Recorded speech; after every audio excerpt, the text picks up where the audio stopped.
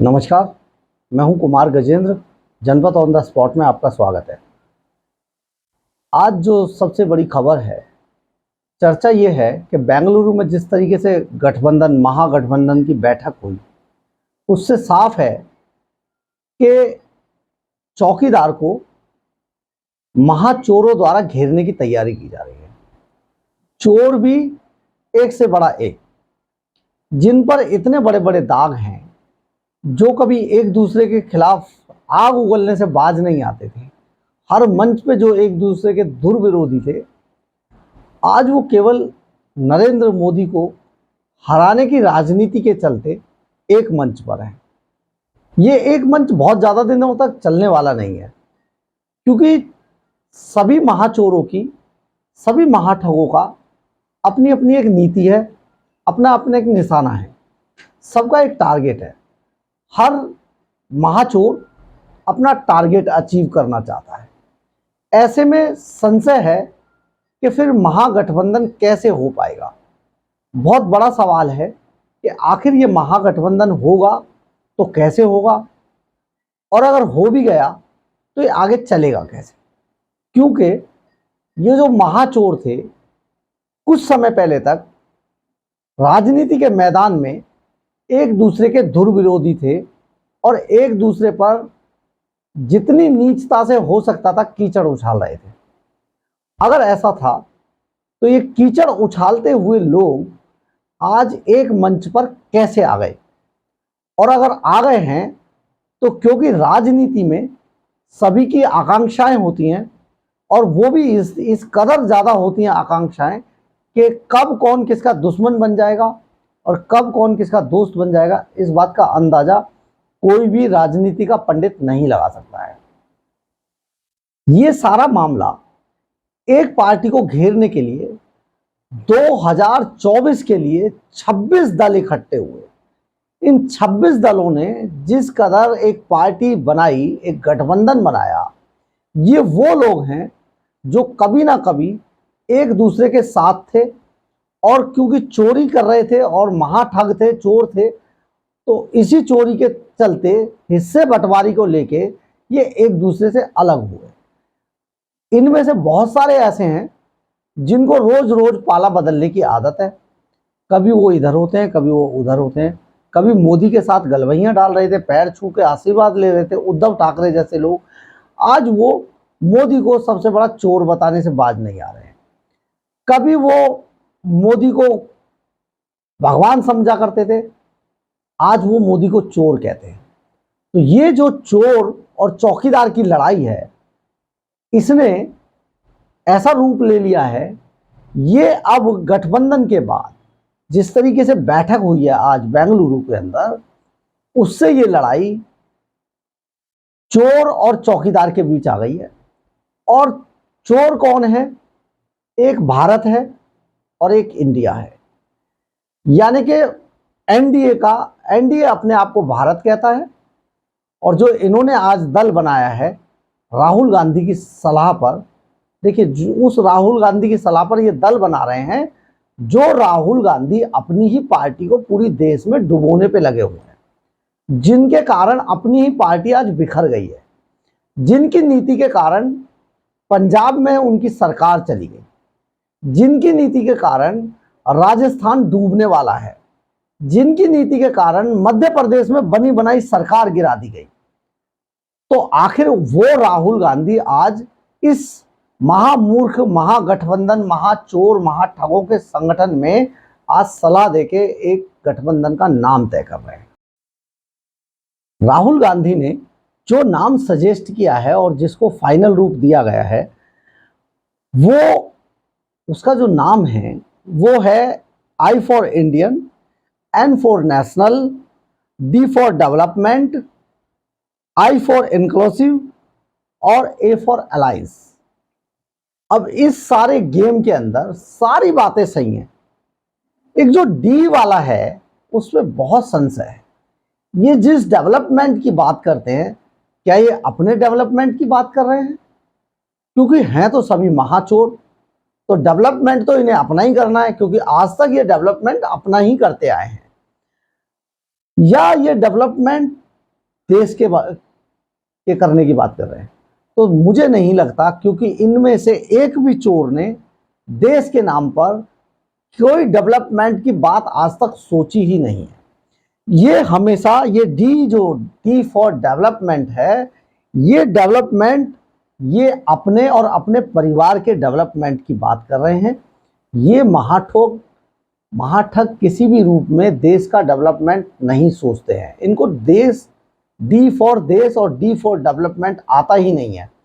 इनको D for development यानी अपना डेवलपमेंट, अपने परिवार का डेवलपमेंट। ये सभी जो महाठग हैं ये इसी तरीके से चल रहे हैं, और टोटल मिला के इसका नाम बनता है इंडिया।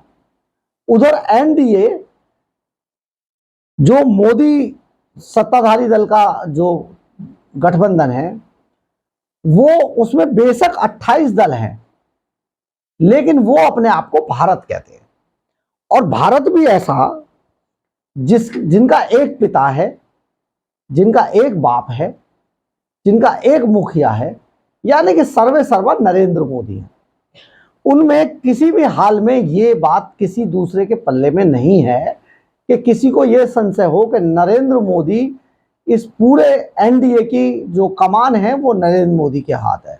और अगर एनडीए दोबारा 2024 में फिर जीतता है, जीत के सत्ता में आता है, जो आना ही है, तो उसमें भी प्रधानमंत्री का जो चेहरा है पहले से ही तय है कि दूल्हा कौन है, यानी कि प्रधानमंत्री कौन बनेगा, नरेंद्र मोदी बनेगा। अब बात करते हैं इस इंडिया की, जो ये 26 दलों का जो गठबंधन है, इसकी जब हम बात करते हैं तो इसमें सभी लोग, यानी कि ज्यादातर लोग प्रधानमंत्री का सपना देखने वाले हैं। जो ज्यादातर लोग जो लोग प्रधानमंत्री का सपना देखते हैं, वो रात दिन उन लोगों को नींद नहीं आती है, और वो अपने आप को लाल किले पर झंडा फहराता हुआ देखते हैं।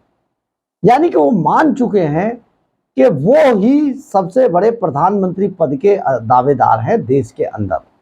देश की सत्ता में वही सबसे बड़ा स्थान रखते हैं। अब हम एक एक करके बाकी लोगों की बात बताते हैं। सबसे पहले हम सोनिया गांधी को लेते हैं। सोनिया गांधी आज भारत माता बन चुकी हैं, और वो सारे गठबंधन की रीढ़ कही जा रही है। यानी कि गठबंधन ने इस 26 दलों के पूरे ये जो महागठबंधन बना है, इन्होंने सोनिया को सर्वे सर्वा बता दिया है।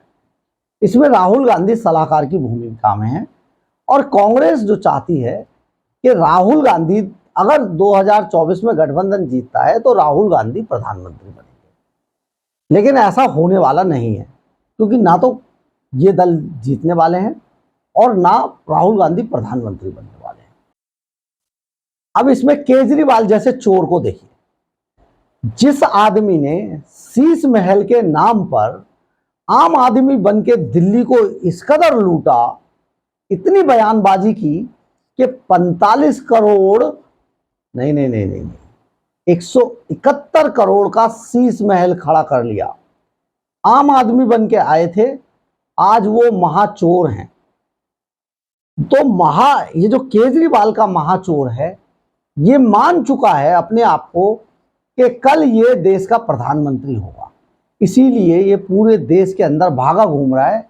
यानी कि एक छोटा सा 70 विधानसभा की दिल्ली में, जो कि स्टेट भी नहीं है, जो टेरिटरी है, उसमें चुनाव जीतने के बाद, लोगों को मूर्ख बनाने के बाद, फ्री की रेवड़ियां बांटने के बाद, अपने आप को प्रधानमंत्री पद का सबसे बड़ा दावेदार मानता है।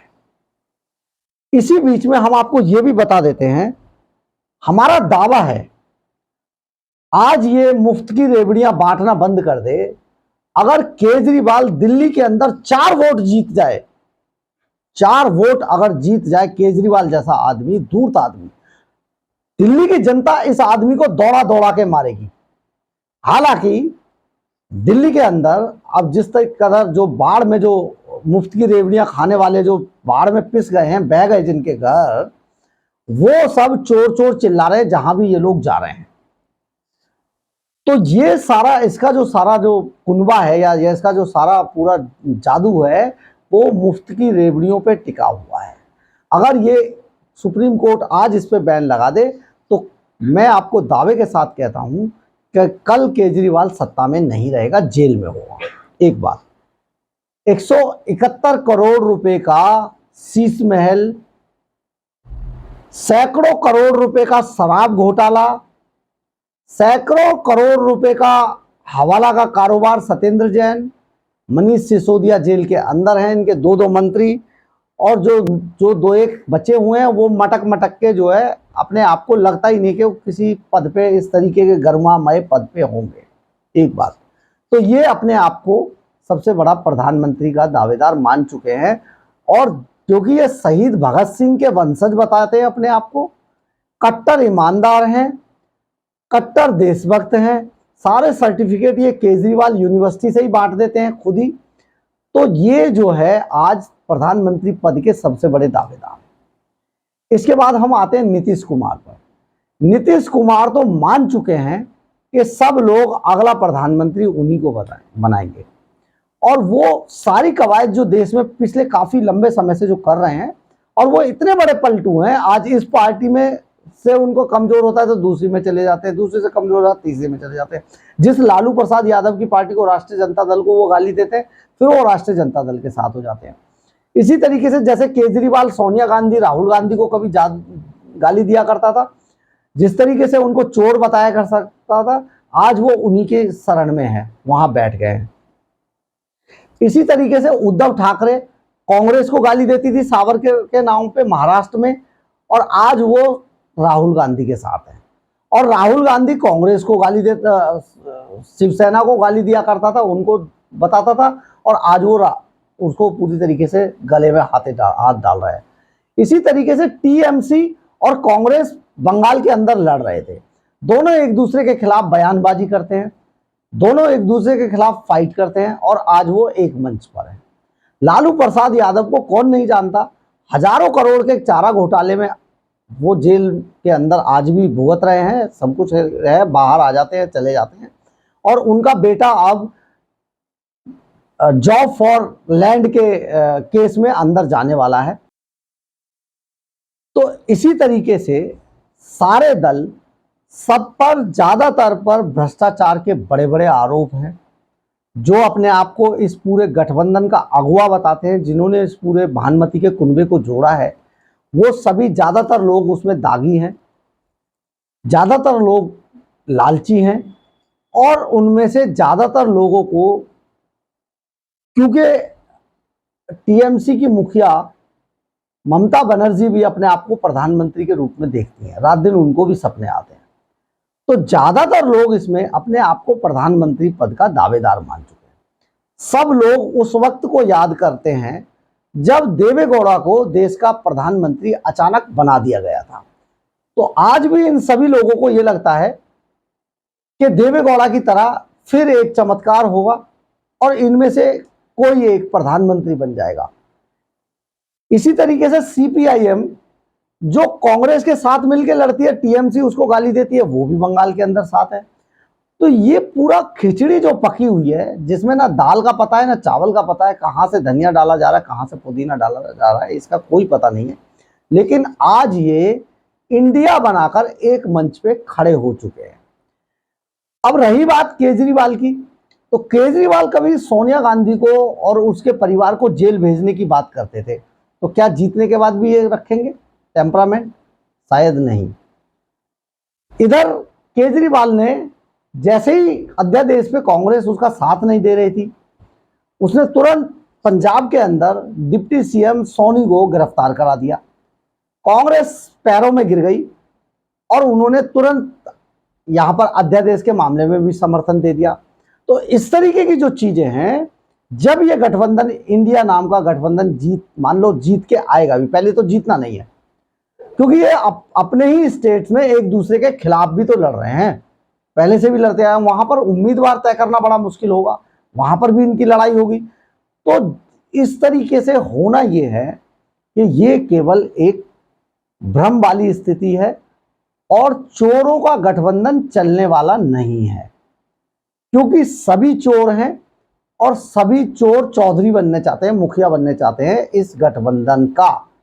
तो अगर ये गठबंधन चुनाव तक टिकता भी है, पहली बात तो टिकना नहीं है, अगर टिकता भी है तो भी ये किसी भी तरीके से राजनीतिक गलियारों में जो चर्चा है ये किसी भी रूप में कामयाब नहीं होगा, क्योंकि ये सभी चोर इकट्ठा होकर मिलकर चौकीदार को हराने के लिए एक मंच पे आए हैं, जो संभव नहीं है क्योंकि चौकीदार मजबूत है। ये सारा जो कवायद है, अभी जब इनमें मुखिया तय करने की बारी आएगी, प्रधानमंत्री पद की बारी आएगी, तो सभी ये लड़ जाएंगे आपस में, ऐसी राजनीतिक गलियारों में चर्चा है। अगर मेरा वीडियो आपको बहुत अच्छा लगा हो तो कृपया लाइक और शेयर जरूर करें, इससे हमें ऊर्जा मिलती है। जय हिंद, जय भारत।